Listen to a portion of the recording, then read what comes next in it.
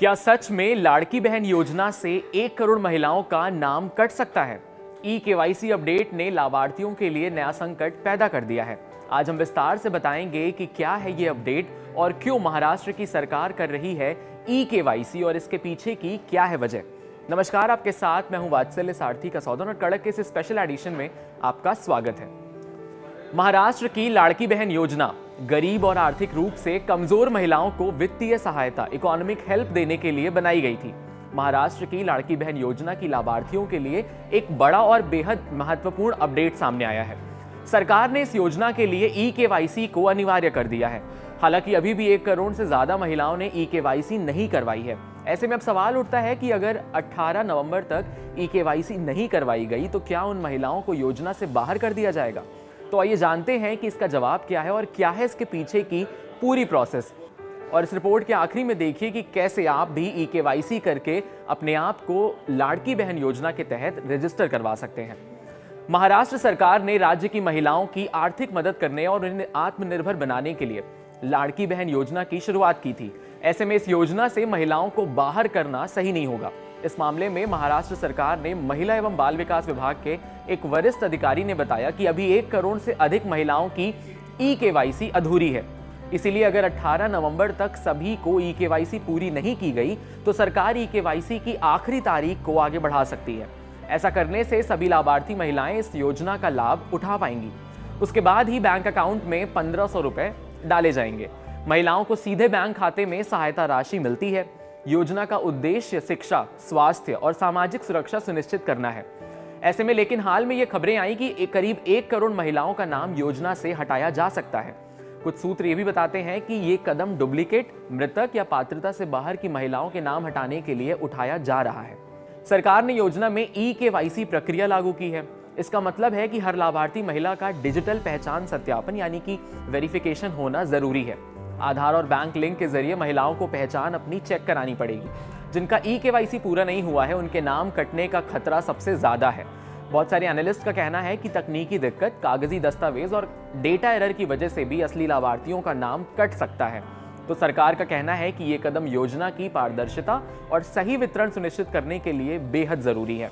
महाराष्ट्र सरकार की लाड़की बहन योजना की ई-केवाईसी करवाना काफी आसान है।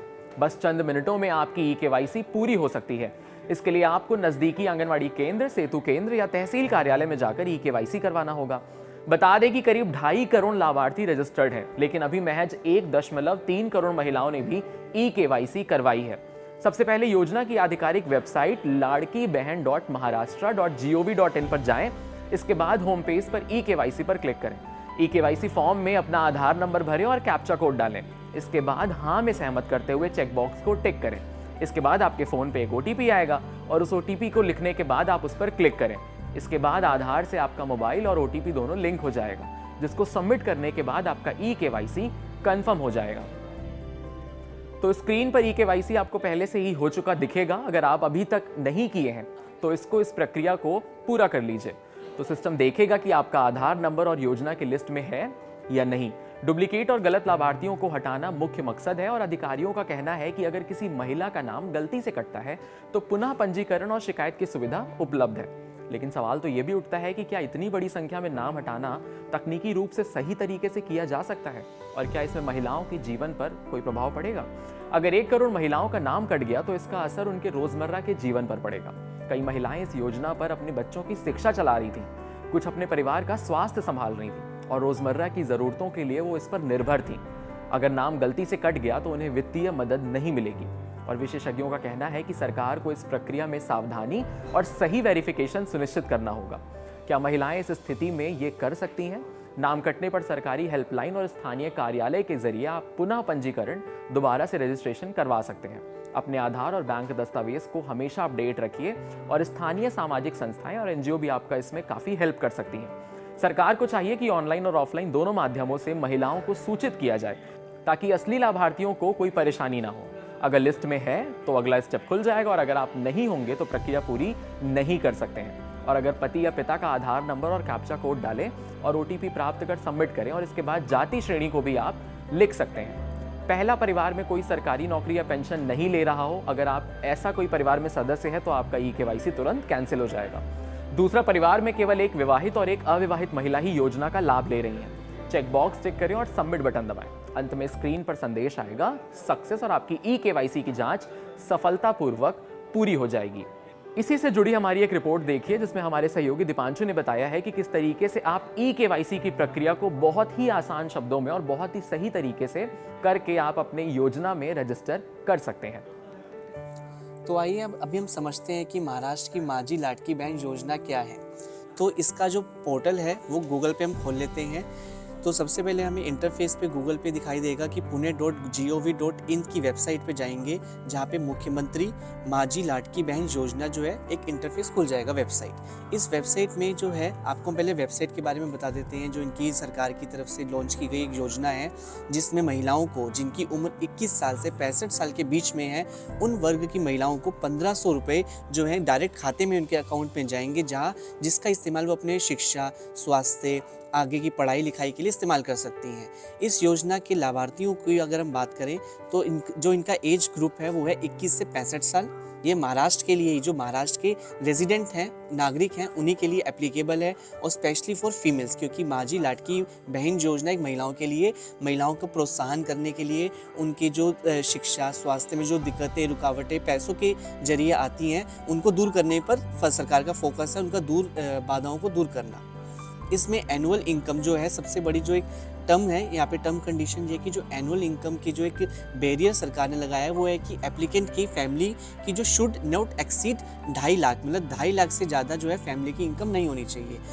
अब हम खबर पर आते हैं, जिसमें सरकार ने एक तरह से मुख्यमंत्री लाडकी बहन योजना में 1 करोड़ सरकार ने एक डाटा जारी किया कि करीब 1 करोड़ जो महिलाओं के जो नाम रजिस्टर्ड हैं उनकी छटनी हो सकती है। इससे अगर आपका नाम है, इससे अपने आप को बचाना है कि आपकी छटनी में नाम आए, तो इसके लिए आपको केवाईसी करना पड़ेगा। तो गवर्नमेंट ने, महाराष्ट्र सरकार ने इसके लिए 18 नवंबर तक की डेडलाइन दी है कि 18 नवंबर से पहले तक आप ई-केवाईसी करा लें। ई-केवाईसी बहुत आसान प्रक्रिया है, आप इसको चुटकियों में कर सकते हैं। महाराष्ट्र सरकार की जो वेबसाइट है उसको ओपन करने के बाद आपको यहाँ पर एक लिंक प्रोवाइड मिलेगा, इस पे आपको क्लिक करना है। क्लिक करने के बाद आपको यहाँ पर एक नया यूजर इंटरफेस, नया टैब क्रिएट होगा। इस नए टैब क्रिएट में आपको अर्जदार लॉगिन पर क्लिक करना होगा।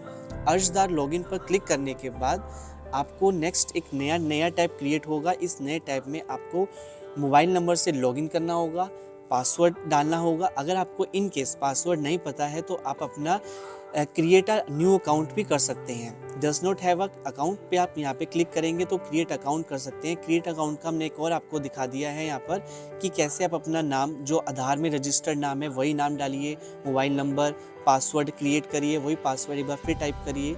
अपना डिस्ट्रिक्ट, महाराष्ट्र में आपका कहाँ डिस्ट्रिक्ट पड़ता है, विलेज कौन सा है, म्युनिसिपल कॉर्पोरेशन कौन सी है, ये सब करके आप अपना एक अकाउंट क्रिएट कर सकते हैं मुख्यमंत्री माझी लाडकी बहन योजना के तहत। इसके तहत आप जब आपका अकाउंट क्रिएट हो जाएगा तो इसके बाद आप अपना ई-केवाईसी करा सकते हैं और अपना जो नाम है उसमें पंजीकृत करवा सकते हैं।